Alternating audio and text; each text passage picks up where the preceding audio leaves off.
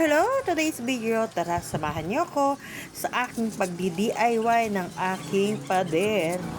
At yan ang aking project today. O, diba? Talaga nga naman, ay naku, wala tayong magawa sa buhay. Kaya naman sabi ko, aayusin ho tong pader na to para magumanda-ganda at kahit lumiwanag naman ang buhay. Kaya naman tara samahan niyo akong skim coat ng ating pader bago natin piturahan ng puti. Kasi syempre, bago natin pinturahan, kailangan makinis yan, o, di ba? Lilihahin pa natin yung mga susunod na araw. Pero syempre, ito muna unang atupagin natin. I-skim coat muna natin yan para, naku, ayoko ng mga ganyan-ganyan, madaling pasukan ng mga dumi, di ba? Pader na walang pintura o walang skim coat. Kaya naman talaga naman pag-iisipan ko kung ano pang kulay ang lalagay ko dyan. Pero syempre, ngayon muna, skim coat muna tayo. Anong kulay ba natin lalagay natin dyan? At syempre sa mga nagtatanong, bakit ako mag-isa dyan, di ba? Bakit ako ang gumagawa niyan?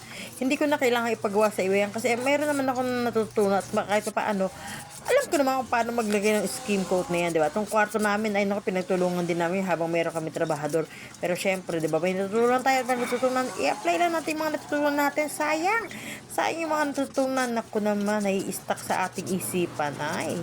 Kaya naman sabi ko, ako na lang ang gagawa. At least, malilibang pa ako, o, diba? At alam ko ang gusto ko at anong kalalabasan. Dahil ako ang gumawa. Wala akong masasabing kakaiba, o, diba? Talaga nga naman, ay nako, yun ang aking gagawin today's araw. Pero syempre, hindi naman ako expert pagdating dyan sa pag-skim coat, no? Kaya dahan-dahan lang ako. Talaga naman, ayusin natin maging pulido ba, diba? Pero, syempre, wala tayong talent na ganyan na pagandahin talagang perfect. Walang perfect, diba? Dahil hindi naman natin trabaho yan. Nagdi-DIY lang tayo, diba? Talagang nililiban natin ating sarili at tayo gumagawa. Hindi na natin kailangan umupa ng ibang tao. Ay, nakaupahan ko na lang sarili ko para may pamerienda ako, diba? Kaya naman, ay naku, talaga naman ang buhay natin. Talagang pakinabangan natin. Sayang ang araw na nilalagi natin sa mundong ibabaw. Charot!